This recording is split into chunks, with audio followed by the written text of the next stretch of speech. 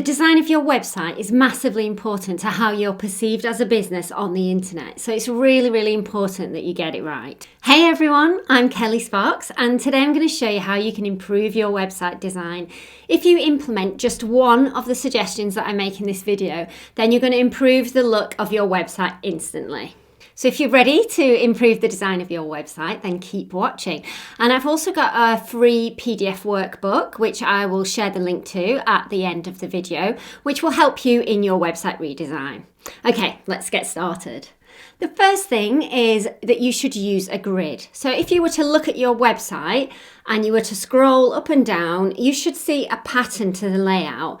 What you don't want is text in this section here, and then the next section, the text is out here, and then it gets smaller again, and it's all different sizes.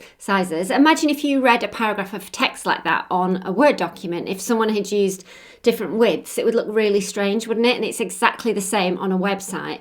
So if you think of your website as a grid and stick to that, so if you keep the content size the same, and that doesn't mean you have to keep the images within that content. So you could have like a full width image that goes right to the edge of the screen, or some colour that goes right to the edge of the screen, and that is perfectly fine. But what you want to do is the content within there should be within a grid. So as I said before, you scroll up and down, you can see it all in a grid there. Number 2, use large images. I love the look of large images that fill the screen. It's quite a modern look, and they say that a picture tells 1,000 words, and a large full screen picture that's really on brand and gives a good message is going to go a long way in your website design. And on that vein, try not to use stock photography. And I appreciate if you've got a brand new site or you're just getting started, then stock photography is cheap and it's easy and quick to implement. But if you think that the eventual goal is to get rid of all the stock photography off your site and have real on-brand images, perhaps taken by a brand photographer, so that you're conveying a brand message all the way through. Number 3, be consistent with your colours.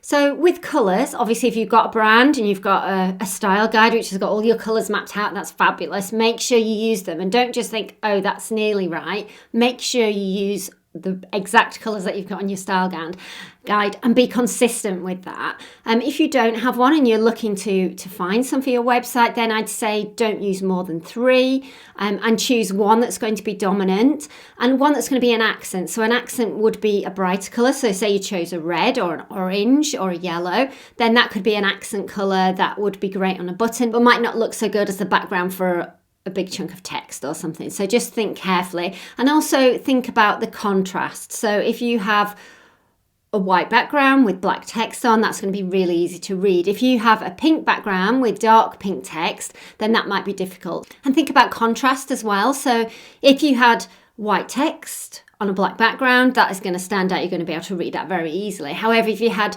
a light pink background with dark pink text, that might be quite tricky and that's not good for accessibility. So just consider that as you go through as well. And one key tip that I would give you with this is to avoid black. So most businesses can't get away with black as a colour. I know that sounds silly because it's a neutral and it's just plain, but it's so harsh. It's great for like a real luxury business, but if that is not you, then say for example, you're a dog trainer, and you're using black and you're not a luxury dog trainer, it won't really work, whereas like a dark brown or a dark green or a grey, a really dark grey would work much better. Number 4, be consistent with your fonts. So as I said before, if you've got a style guide, that's so easy. Just use the fonts that you have been given. But if you haven't, then make sure you're only using 3 fonts maximum on your website. And if you're unsure about fonts, just choose one. Just choose one that works really well for your brand and make sure that the text is legible and large enough to see. Number 5, use video. Videos show your brand ethos and it'll make people trust you more, basically. Remember, people buy from people, so try to use videos where you can. Number 6. Now this one might sound a little complicated. It's visual hierarchy, which sounds very technical, but it isn't. It's basically the arrangements of elements on the screen and you arrange them in order of importance. So if something's really important, then make it big font. You want someone to subscribe to your newsletter, put subscribe to your newsletter in a big font. If that was a tiny little font, people might not notice that as they're skim reading down your site, which they inevitably will do. And the point of visual hierarchy is to to establish a focal point as well, and it shows the visitors where the most important information is, and you want to make it as easy as possible for your visitor. Number 7, repetition. So throughout your website, if you try to repeat layouts, then it's going to look a lot easier on the eye for the user. So as they scroll down, they're seeing things they recognize. It's not like one page looks like this and the other page looks totally different and then don't feel related. It doesn't produce a cohesive website. So, and doing these layouts, you could then replicate that on Facebook or on other social media platforms, and it allows visitors to easily recognize your brand. Number 8, clarity and simplicity. So I think the key thing about website design is to just keep it simple, especially at the moment is a trend for lots of white space, so lots of space around your elements.